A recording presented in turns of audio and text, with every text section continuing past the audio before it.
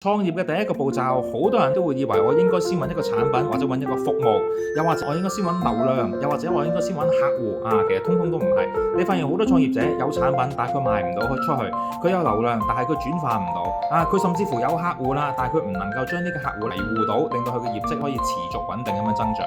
喺創業嘅一開始嘅時候咧，首先你要揾到嘅並唔係產品、流量同埋客戶，你揾嘅係咩呢？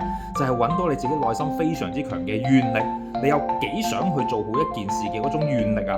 你有呢種願力嘅話呢，你就會發現你嘅 why 係 powerful， 咁你嘅 how 就係 easy。只要你有一個諗法，好想做好一件事嘅話呢，喺創業過程之中，所有你遇到嘅難關呢，你都係抱有一個非常之強勁嘅熱情啦，應對自然會比你競爭對手呢更加容易揾到更好嘅解決方案。所以千祈唔好諗住去揾產品、揾商機先，呢個係市場主導嘅諗法。我哋先問一問自己嘅內心，我到底想做一件點樣嘅事？同樣地，如果唔知自己想點嘅，睇我哋嘅課程內在升級轉變訓練營裏邊會有答案俾到你。